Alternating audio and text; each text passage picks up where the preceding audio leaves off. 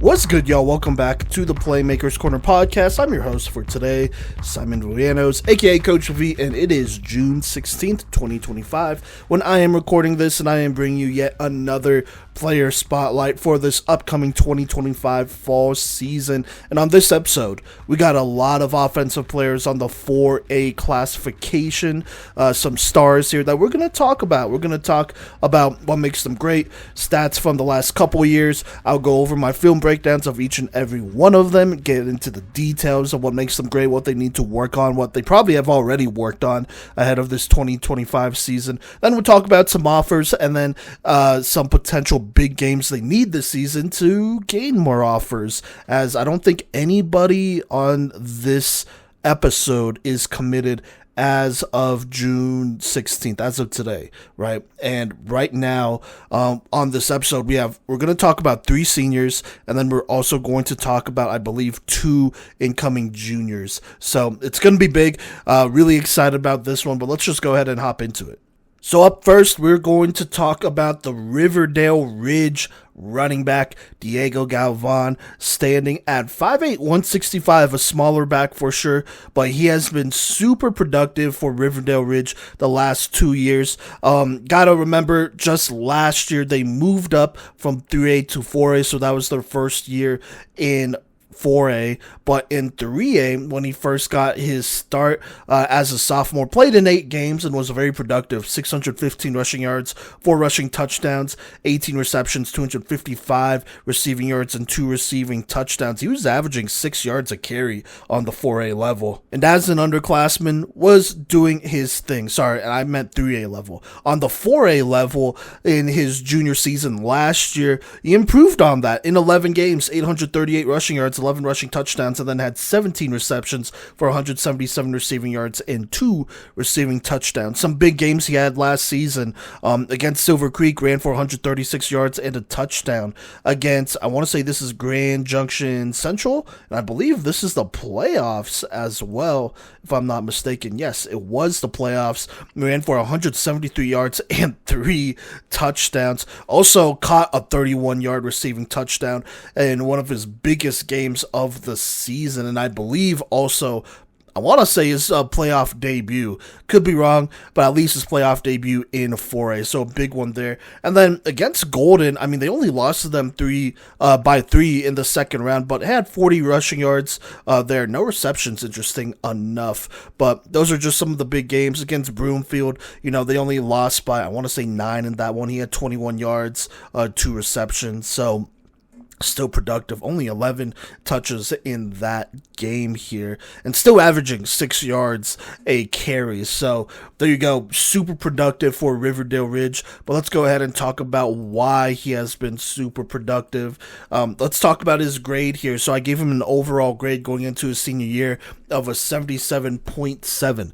Let's talk about his highest grades, the things I really like. So his 3 highest grades, out of 10, gave him an 8.6 out of 10 for acceleration and an 8.4 out of 10 for straight line speed. Was able to pull up a couple track times. He is running consistently in the 11s there.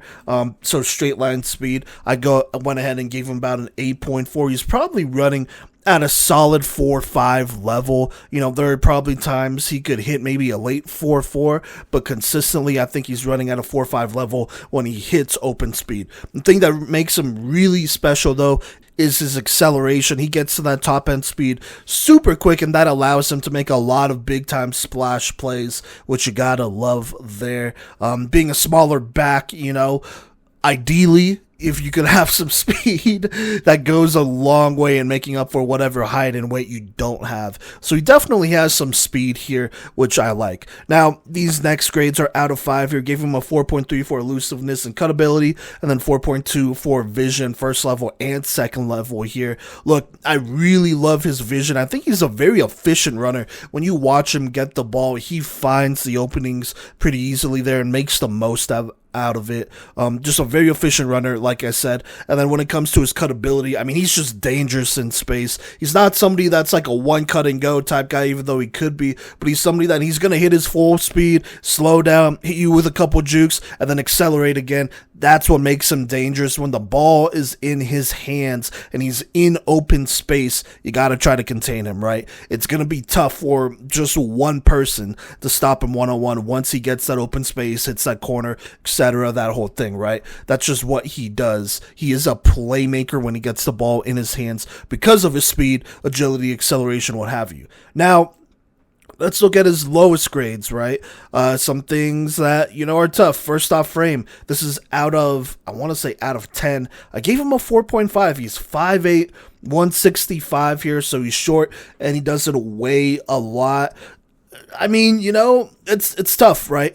I don't think you, at least on the next level, could give him the workload of a workhorse back. He's probably a good rotational guy who could be a good receiving threat and change up the pace of things, a good change of pace type back. But the frame is definitely a limiting thing. Then you also have some of these other things that are affected because of his frame. Contested catching. This is out of 5, but I gave him a 3 out of 5 here. He's going to catch the ball, but he's not going to make contested catches like that. I just don't think he has the frame to go up there and make all these crazy jump balls or box anybody out. That's not really his game. He does a lot of other great things, right?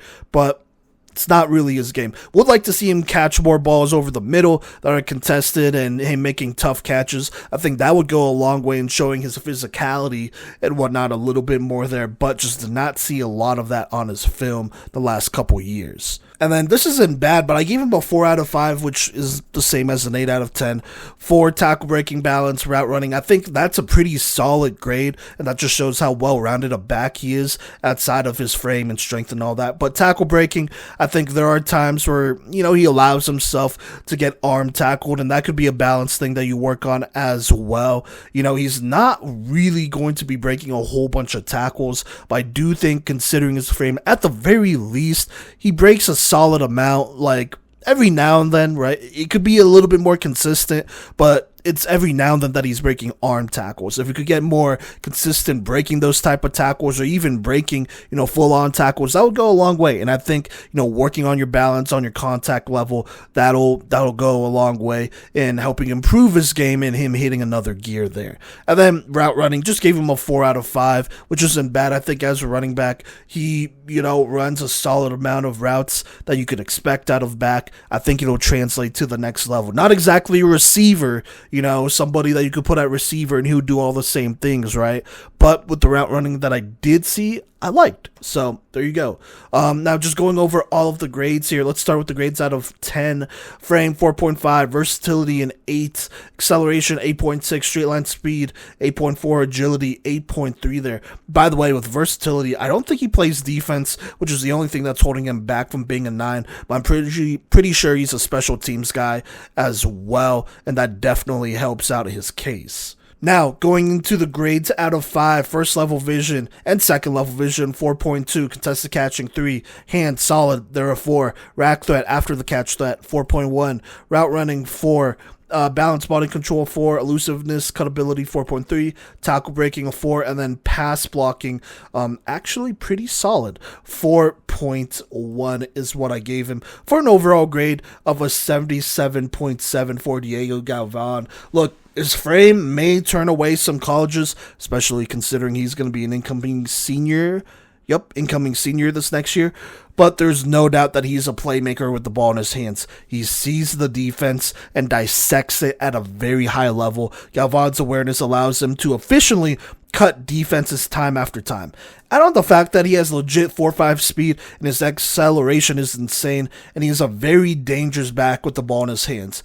He also has a very clean cuts and can potentially be capable of stringing together multiple moves at a high level, as in the college level.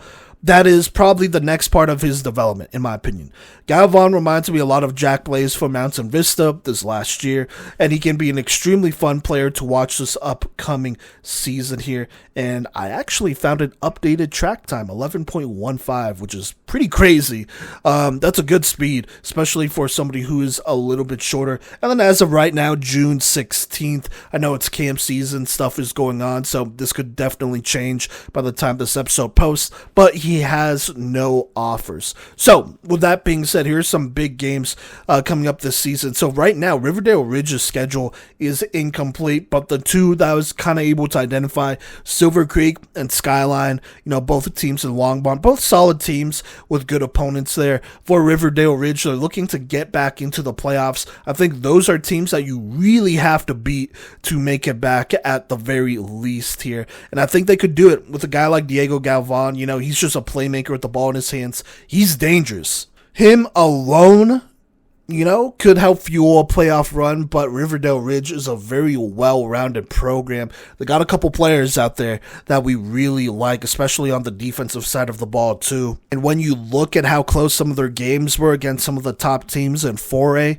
it kind of projects that Riverdale Ridge should be a playoff team again, and could even be a dark horse team going into this next year, and so we'll see what happens. I expect another great season from Diego Galvan here. He's going to get the ball in his hands. He's going to be electric with his opportunities and make the most out of them. And that's something that I've been preaching when it comes to running backs. You never know how many carries or touches you're going to get, so you got to be efficient with your touches.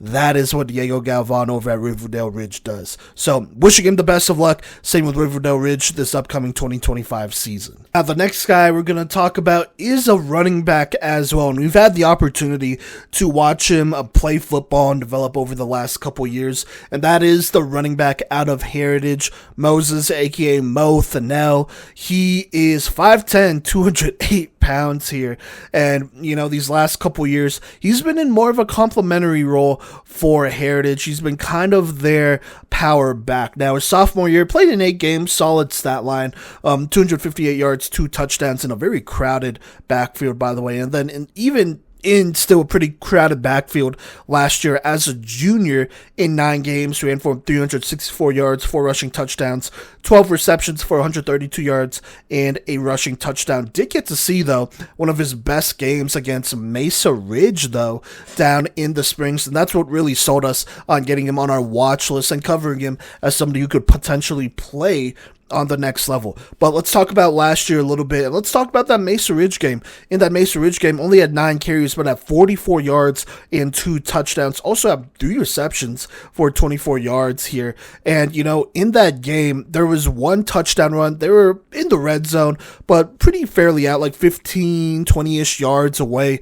And Mo, he just broke out a tough run up the middle, throwing guys that ended up with a nasty truck over a defender into the end zone, which really just showed the type of power that he's playing with over there. I know power backs are not very popular in today's game, but there's still a use for them for sure. You need guys who could set the tone and just hammer a defense into submission.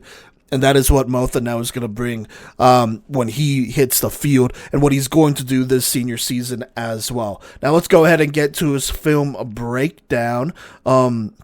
Just going ahead and looking at his 3 highest grades. So starting with his frame, out of 10, I gave him an 8.5. He's standing at 5'10", 208, a little bit of a shorter back. I think he's a legit 5'10", but at 208 pounds, I could definitely believe that. He's a stocky running back who's tough to tackle, and what makes it worse is that he's a shorter, stocky running back who's low to the ground and tough to tackle. So there you go there, and the frame contributes a lot to that. Body control, gave him a 4.3 out of 5. He's somebody that has good balance, I think. He's going to break a lot of tackles. He runs with a good contact balance as well, which brings me to the next highest grade of 4.25 out of 5 for tackle breaking. He's going to break tackles, and he's going to fight forward. He's going to get those extra yards. If you're in a goal line situation, he'll get you the 1 or 2 yards that you need pretty easily with how big he is, how strong he is, and just the contact balance that he is running with.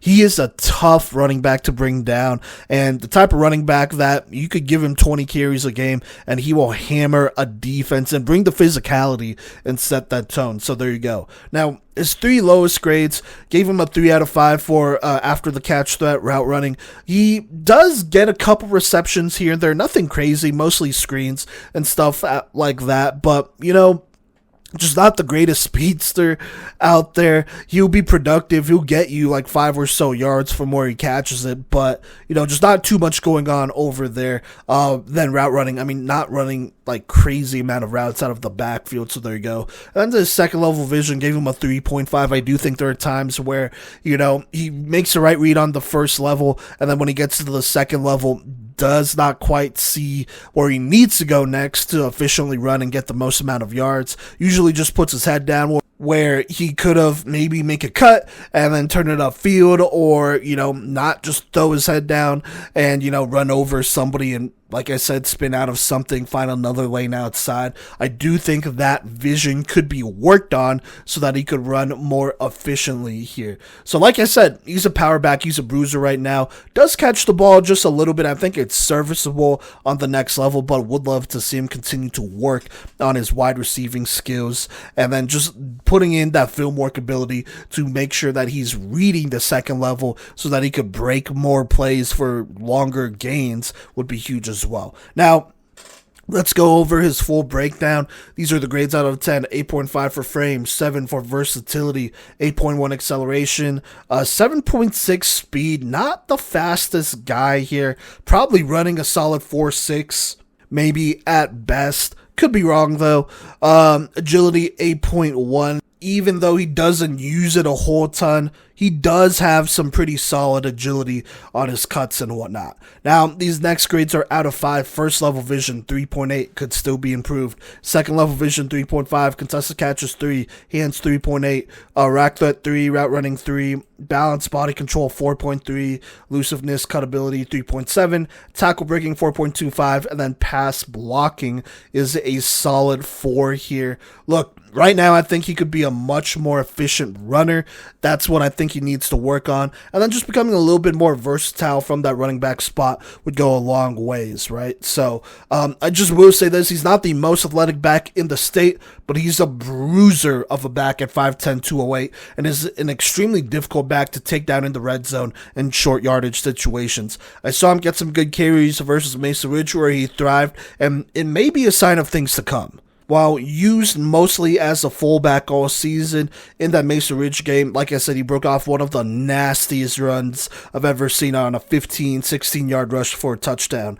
If he becomes the workhorse for Heritage or one of their horses, then they will get a bruising back who can run in between the tackles and fight for extra yards. He did get some receiving work, but I think he can still improve on all of those skills, like I said. He has pretty solid cutability for someone at his size, but I think it could still be refined here. So a lot of the same stuff I've been saying over and over again, just wanted to reiterate all of that here. I know Heritage, they have another back in Chase Pruitt, and they always just have athletes that they'll get the ball to, get some carries to, not to mention a quarterback in Jamison Cece who's going to throw the ball pretty decently as well. So with all of that being said, he's going to have to make the most out of his carries. And as of right now, June 16th, he does not have any offers that I could find. But for Heritage, I think there will be plenty of opportunities for him to potentially earn an offer, either at running back or maybe even fullback. I know it's kind of a dying position out there,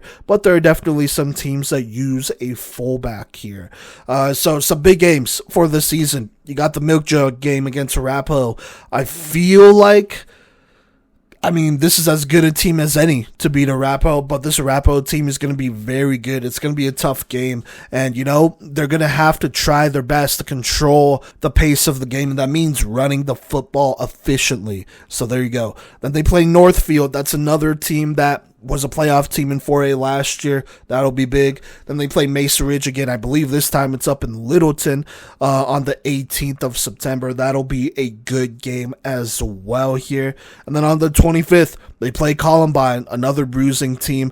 Good opportunity to really make a stamp. If you could get a big game against a Columbine defense, that'll go a long way. And then finally, in October the 10th, they play Dakota Ridge here, who I believe, yes, is in their league. You know, another tough team, a contender, a top contender in the state. So there you go. Now, Heritage, I think, is a legit playoff team. I'd be surprised if they didn't make it. I mean, their strength of schedule is already pretty tough, so they could go half on these games that I just mentioned and probably still make the playoffs as long as the losses are relatively close, or one of them is at least close here.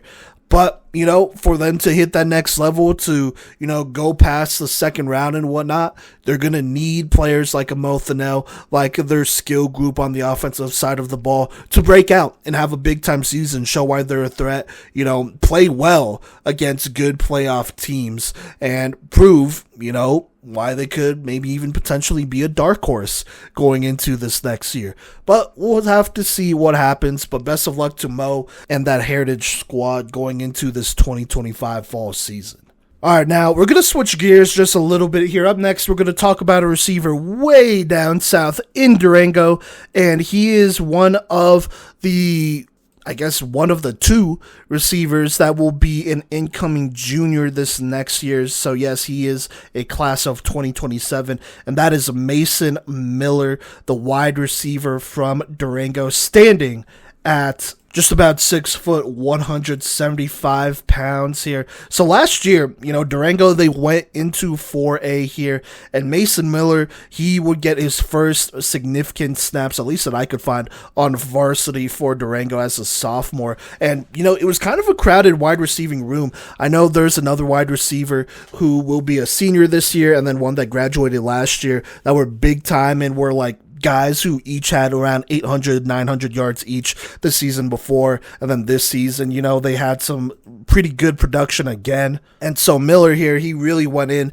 and made the most out of his touches. And it shows, you know, when you look at his highlight reel, when you look at his big plays, there are some big explosive plays that you look at and you're like, oh my God, he's only a sophomore. He's going to be a junior, and so the future is definitely going to be bright there based on just, you know, how much he was able to do as an underclassman in a crowded receiving room. And so last year, he had 27 receptions for 359 yards and 6 touchdowns here. Some of his key games against Montrose, 4 receptions, 38 yards. Palisade, which is a good defense, 5 receptions, 54 yards and a touchdown. Against Grand Junction and Rampart, he had big 40-plus yard touchdown receptions. Grand Junction, it was 46 yards. Rampart, it was 48 yards. And that was kind of a big win, by the way, over Rampart, where they won 21-6. That pretty much put Durango, or at least helped put them in the playoffs. Against Palmer Ridge, it was a pretty close game against them.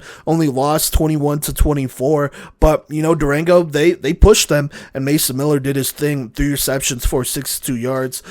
Statistically, I would say his best game was against Liberty in a blowout. 7 receptions, 74 yards, and a touchdown. Against Vista Ridge, he did his thing as well. Another one-score game where they won 20-14, but he had 3 receptions, 21 yards, and a touchdown. That one definitely putting them in the playoffs. But then they would unfortunately pull Heritage, and they would lose to them, where you still got a receiving touchdown in that game, but they would lose 42-20. So a lot of good to work on going into his junior year. And so let's get to his grades here. And this is based off of his sophomore year film, so there's definitely a good chance that he has gotten better, but I really liked what I saw. I gave him an overall grade of a 79.9, and honestly, there are incoming seniors who don't have that high of a grade. So just keep that in mind. But these 3 highest grades that we're going to talk about are out of 5 here. These are the things that he does really well. Ball skills, 4.3 out of 5. You know, when it's thrown his way, he makes tough catches. That's what he does. He catches the football well through traffic, contested catches, you know, obviously your easy ones as well. He has very good ball skills there, and I think it could even be better. Now, speed, I gave him a 4.25 speed here, which I think is pretty solid. I want to say he ran in an 11,200 meter as a sophomore, which is it's really fast, right? It's definitely up there. Now, his times are a little inconsistent, all in the 11s though. I think it's safe to say he at least runs a 4.5, probably a very late 4.4 on a consistent level, but he's got some juice, he's got some speed out there that separates him not only from other players in the state, but the country for sure, so that's good. And then I gave him a 4.2 out of 5 for balance, body control, acceleration, and contested catching. I mean, all the physical stuff he is very good at. Contested catches, I already talked about with the ball skills there. He could go up and make a play. And considering he's only 6 foot 175, he's still going to fill into his frame. I'm sure he's still growing as well. That's pretty good. But he makes a lot of contested catches, physical catches, and that's what you like to see out of a wide receiver in general. But on top of that, he's just a great athlete, good acceleration here, great body control, could stop on the dime and whatnot. He is a very physically gifted wide receiver, and it shows in his film and when he gets the ball in his hands. Now, let's talk about the things he could still work on, his 3 lowest grades. These 2 grades that I'm going to talk about are out of 10 here. Gave him a 7 for route running and then a 7.2 for frame. With the frame, he's going to fill out. You know, he's not the tallest wide receiver. You know, I think the average wide receiver height is like 6'2"-ish, but, you know, I think 6 foot is just fine for a wide receiver. So there you go. I'm more concerned about the weight, 170, 175. He doesn't need to put on 40 pounds or anything crazy like that. He's not a running back. But if you could get to the 180 range his junior year and then maybe even the 190 range his senior year as a playing weight, that's a really good spot to be at. So that's definitely something to work on. And then you got to remember this is based off of his sophomore year and his film there. So could still put on weight, right? Route running, I gave him a 7. I think it could even still be more crisp. I think there are times that he's running his routes and he's not really focused on getting leverage or, you know, getting a DB to be on a hip or, well, I mean, which is leverage and whatnot, or selling vertical. I think there are little things he could work on in his route running that'll make him tough to stop, right? Things that'll get him open rather than just him using his physical abilities to get open, which, you know, he could run in a straight line and get open. That's always going to be there, but I would like to see him continue to refine his route running abilities, his ability to make space outside of his athletic ability and be very technical sound there. I think he's still pretty raw, which is to be expected out of an incoming junior wide receiver. Most are, you know, they don't run the cleanest routes here, but I think if Mason Miller could really work on his route running, you know, and master it not only this year, but next year, I think he's going to be a very dangerous wide receiver, a wide receiver that, you know, has D1 potential. I think that's really the next thing holding him back, or that's really the thing holding him back from getting to that next level, his route running here. I think there are times where he just needs to be more aware of, you know, the route he's running, how he's manipulating the opposing DBs and stuff like that, right? And that's done through film work, that's done through practice. I think he could get there. So there you go. And then his next lowest grade here. This one is out of 5, but it's his receiving after the catch here. You know, he's a good athlete all around.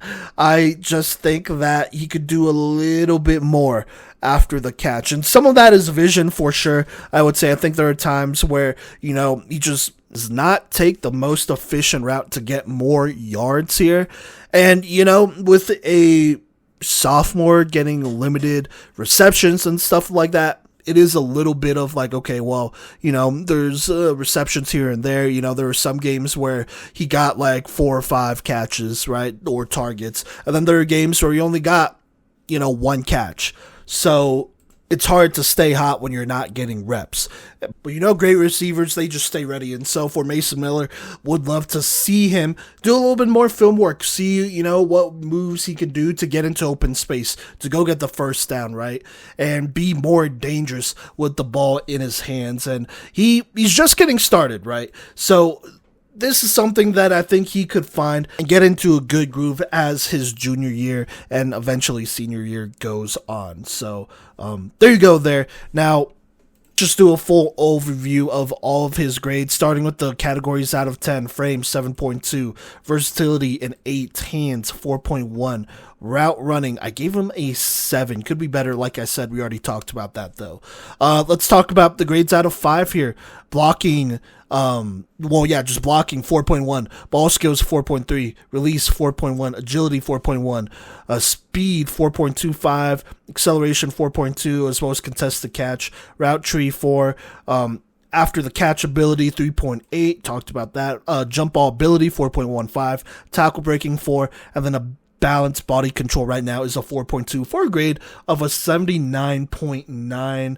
Look, the incoming junior has shown off a pretty impressive skill set, specifically against 4A talent. He has very good hands and has consistently made catches or tough catches to adjust to the throw. The hands are very impressive. He also has nice speeds, hops, and is a good all-around athlete who's not afraid to block either. While there are flashes of good releases, I'd really like to see him continue to prove on that, just getting cleaner, more consistently getting cleaner releases off the line, and then route running as well. He doesn't get much separation as somebody at his speed should, in my opinion, so that just means running crisper routes and not getting knocked off his routes, as well as some corners are a little bit more physical than others.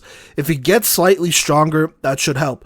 I would also like to see more head fakes and sharper cuts on these routes too. I think it is too early to give a comparison stylistically, but there is a lot of potential for this kid as he only enters his junior year. And as of right now, it is camp season. It is June 16th when I'm recording this, so no offers yet, but I think he could be due for a big time breakout season. Now, just to put everything in context though, for Durango, they are losing their quarterback, so that's kind of tough there. So there's going to be a new quarterback. There could be some growing pains there. Also still relatively pretty stacked wide receiving room. I think they lose one of their top receivers, but they still bring back Miller and another really good receiver as well, who will be a senior this year. So it's going to be interesting to see how this quarterback adjusts to the 4A level. I mean, to just starting on varsity in general. But he's going to have some weapons, which is not a bad thing at all. Now, some potential big games this season where, Miller's going to be tested, tried, Durango as well. To start out, they're going to play Montrose. I don't know when. It's just listed on their schedule. But they will play Montrose. That's a team that's going to run the ball. So offensively, you got to be productive. You got to match their scores here. Every catch matters, right? Every drive matters. So that's going to be a big one. And then there are other league games here against Palmer Ridge, Vista Ridge. Both teams have tough defenses, are pretty well coached over there. So a big game against either of those teams would go a long way. And also, I think to beat either of those teams, you need to have a productive air attack here, and Miller's going to be a part of that. So those are going to be tough games for sure.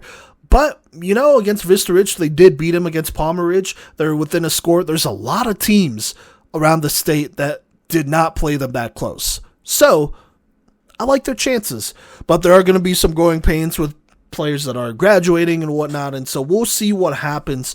Either way, the opportunity is going to be there. Durango, I think, will be a playoff team. I don't want to say fringe playoff team because their schedule feels pretty tough as is, but they're going to be a playoff team. Now, it's going to depend on what games they win, what games they lose, how close some of these games are, which makes it more exciting, I would say. It's going to come down to these players' performances and seeing who really steps up and, fills in some of the production that was lost. So we'll see what happens, but rooting for Mason Miller. He's a great kid, by the way.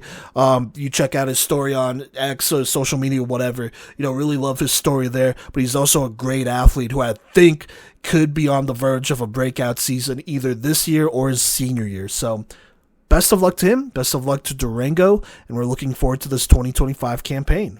Okay, up next we have another junior wide receiver, this time a little bit more up north, out of Broomfield. That is Gavin Montoya, class of 2027 here. Standing at 6'3", 195, big receiver for only a junior, by the way, or an incoming junior, that is. But, let's talk about it. Last season, got a bit more varsity play, but only had 7 receptions last year. As Broomfield, they are a team that runs the ball a whole lot, but they do have a wide receiver that can make some noise. And going into this next year, you're losing a couple players, but you bring back athletes like a Gavin Montoya, who kind of looks like to be somebody who can take that next step forward. And here's why. Let's go ahead and start with his highest grades.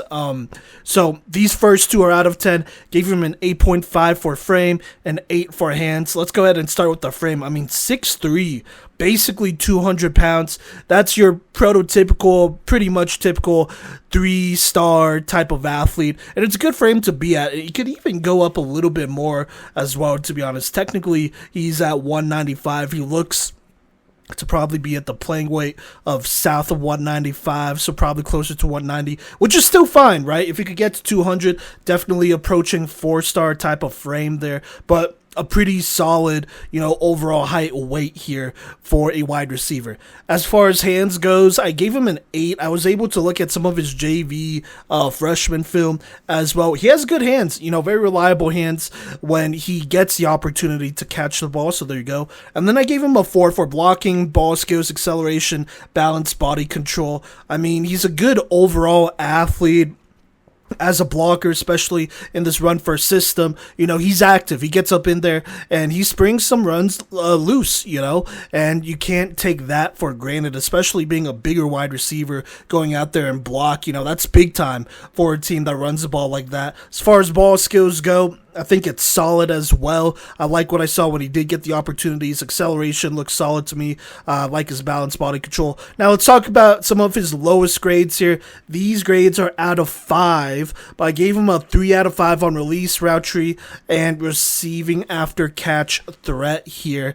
Look, just off the bat, as far as release goes here, 3 out of 5 is basically a 6 out of 10 here, so about average, the average grade I give players who I don't see, performing a whole bunch of releases, and I think it's solid. What I need to see is what it looks like in-game here, seeing him be more efficient and whatnot, but also, that does include getting the ball, right? If you're just going to be blocking all the time, you're not really going to be using your release a whole ton, so there you go. As far as route tree goes, that is not something that he could control. I did see a little bit of 7-on-7, but tackle football film is important. And so, unfortunately, Broomfield just does not run a complicated, passing offense. And so, receivers like Gavin Montoya are just not as they're just not utilized as much as some other receivers in other programs. And so that definitely hurts. Maybe going into this year, they open it up a little bit more and he could showcase a little bit more of that route tree, that versatility. But right now,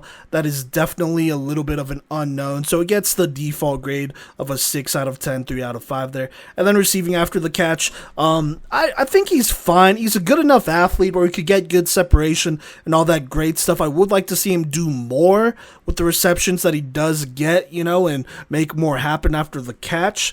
Just being a little bit more elusive or just breaking tackles too. I think he could do either, but right now, it's just kind of hard to grade that with the sample size of tackle football film that I do have. Now, going over all of his grades, let's start with the 1 out of 10. Frame, 8.5. Versatility, a 7. Only plays on offense, and on top of that, doesn't really catch the ball a whole lot, so a little bit holding him back there. Would love to see him more on special teams or even on defense just for more opportunities. And then route running, had to give him a 7. Like I said, this is more so just Broomfield not really running crazy passing schemes, and so it's really hard to evaluate what kind of route running he could do. 7-on-7 is one thing, but honestly, don't take that too much into consideration compared to tackle football film, so there you go. Now, these other grades are out of 5. Blocking, 4 out of 5. Ball skills, 4.3 out of 5. 4.1 out of 5.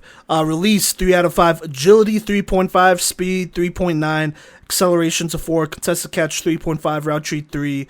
After the catch threat, 3.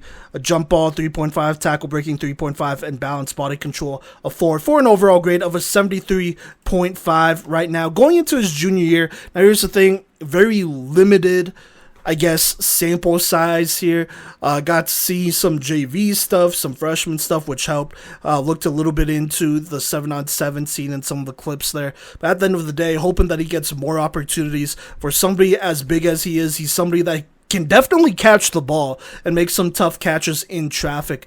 And so we'll see if Broomfield gives him that opportunity going into next season. A lot of these grades anyways are tentative. Players get better, and I'm sure he has worked on that throughout this season. So we'll just have to see what happens here.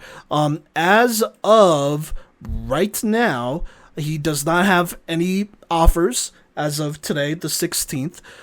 But, we'll see what happens. I think for him, he just has to be productive in his junior year, and so we'll see how that goes. Now, some potential big games. I don't think Broomfield's schedule is complete, but one big one is against Erie on the 26th.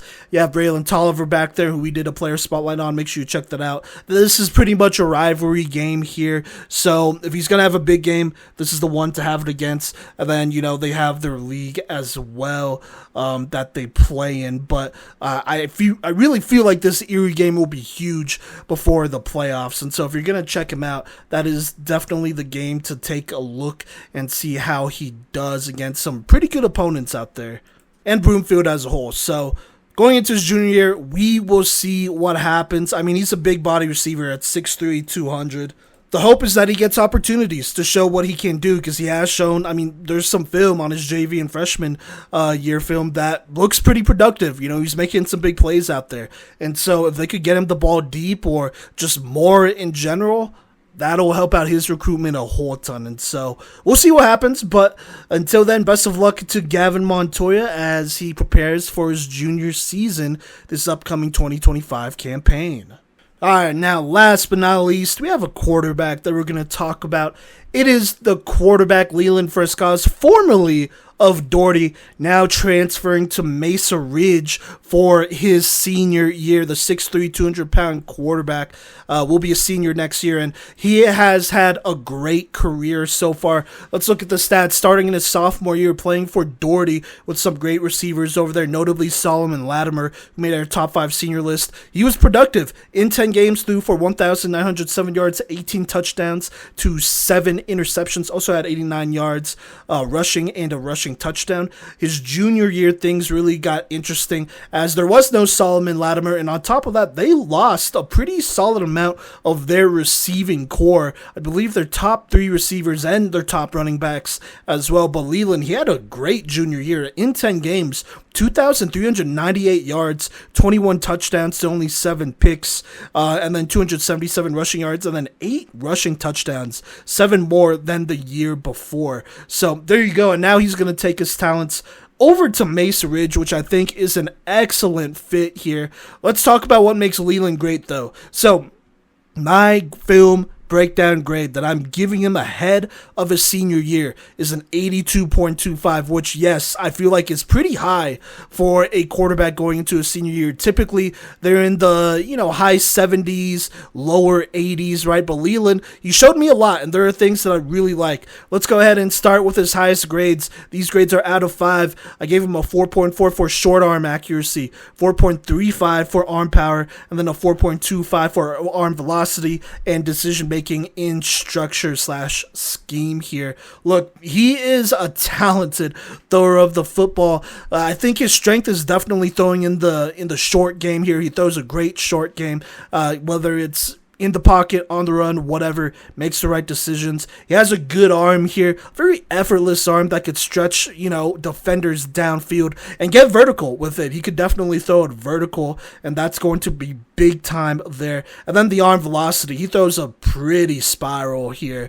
He has just one of those arms that, everyone wishes they had.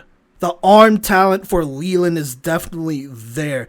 And then you stack on top of that he's accurate in the short game. He plays well in structure. The few times I got to see him play over the last couple years, I thought he did a pretty good job in structure. I think something that came to mind was a couple years ago where he played against Coronado, and I thought he did really well playing in structure. And, that's not the greatest team. I'm just throwing that out there. But at the same time, for him to have a good sophomore year and then even get better, even though he lost his top, skill players, That's saying something. He could play in structure. He was making a lot of work with a lot of fresh, faces, new faces that just may not have had as much experience as the guys before. They definitely didn't, right? And he got better. And so you gotta love to see that. He makes a lot of the right choices there. Now, his 3 lowest grades. I gave him a 3.5 for lower body mechanics. And then, my bad. One of his higher grades, by the way, was out of 10, 8.5 for frame, 6'3", 200. That's your typical 3-star athlete. So there you go, especially at quarterback.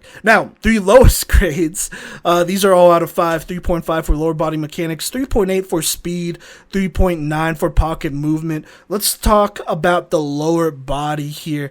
I think with his lower body mechanics, there are definitely times where, his feet get a little bit tangled and the base is not the cleanest, the best that it could be, especially when he's climbing the pocket and he's resetting. That could definitely use a little bit of work. But again, that is just me nitpicking there. Would also like to see him, get a little bit more of a twist into his throws as well. As far as pocket movement goes, kind of touched on that a little bit. He does climb the pocket, which is good. It's good pocket awareness. It could be cleaner, though. It could be cleaner. I think it's a little clunky at times. I assume he's worked on that pocket movement, stepping up, delivering darts and whatnot. So there you go. And then I gave him a 3.8 for speed. It was kind of hard to gauge considering some of the talent that he was playing, and me knowing how good some of that talent is as well. This could definitely bump up to a 4 or a 4.1. I think I just need to see him scramble live, but I just did not get the opportunity to see a whole lot of that. Now, going over all of his grades, these are out of 10. Frame, 8.5. Timing, 8 out of 10 here. I think he has pretty solid timing. Consistency could definitely use some work. There are times where it's on the money, it's a great throw. Then there are times where, it was just a little bit late, right? And that's just unfortunate there. But I think it's solid for the most part. Now, the rest of these grades are out of 5. Arm velocity, 4.25. Arm power, 4.35. Short accuracy, 4.4. Medium accuracy, 4.3. Deep accuracy, I got a little nitpicky here at 4.05. I think the placement could be better in my opinion. Lower body mechanics, 3.5. Upper body mechanics, 4.1. Has pretty quick release, which I like. Decision making in structure, 4.25. Out of structure is a 4.3. I think he really got better making something happen out of structure from sophomore to junior year, while, not being too erratic with it. So love seeing that. Speed, 3.5. Agility of 4. He could run sideline to sideline pretty well and make some people miss, which I like. I think it's an underrated part of his game. Throw on the run power, 4.2. Throw on the run accuracy is solid. It's a 4. Pocket awareness is a 4.1. Pocket movement is a 3.9. And then scheme versatility of 4.25 for an overall grade of an 82.25. Now, just in case you're wondering at home, there's only 2 other quarterbacks that I have ranked or graded over him right now, and that could definitely change. We'll see. One is Zeke Andrews, and I think it's going to be close between the two. And then the other one's DJ Bordeaux, who is kind of on a different level right now. But like I said, things could definitely change for Leland Frescaz. So there you go. Now, look, he's transferring from Doherty to Mesa Ridge here, and I'm just going to say it, he's going to be dangerous with Mesa Ridge in this offense. He ran something kind of similar with Doherty, not too similar. I think it's more similar in a basic way, but he has shown the ability to play with high-level receivers, getting them the ball, and then making things happen without a necessary true wideout one or an established one for that matter.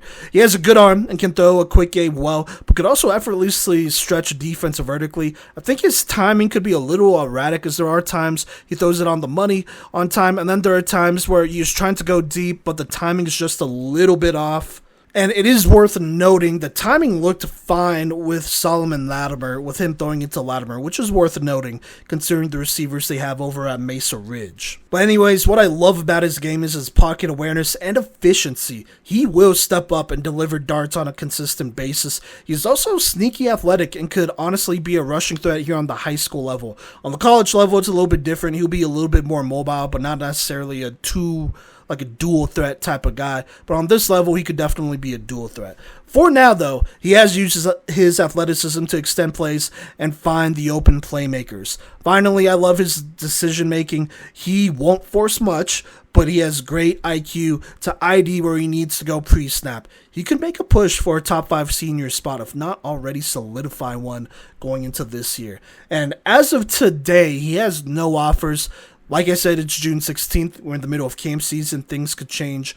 But, going into his senior year, there's going to be opportunities to turn it up for him. They play Dakota Ridge early in the season, September 12th. That'll be a big one. Then he plays his old school Doherty near the end of the season. That'll also be a big one. Those are just a couple games that I named that I don't think Mesa Ridge's schedule was complete at the time I was making all of these notes, but regardless, I would also argue that any Mesa Ridge game will be a good one. Going into this year, they have so many weapons. Kobe Dooley, he's going to turn it up. He's already pretty much guaranteed / promised that. And we know what he could do as well with a great quarterback. We saw him catch passes from a Bryce Reel, from a Braden Dorman, right? Add Leland Frescaz over there. This could be a huge year. I think he's low-key the perfect quarterback for a Kobe Dooley type. You also have Jaqueline Watts, who is transferring from Vista Ridge to Mesa as well. He could play some wide receiver. He will be a nice number 1 or number 2 option, depending on what happens over there. They have Trayvon Salas,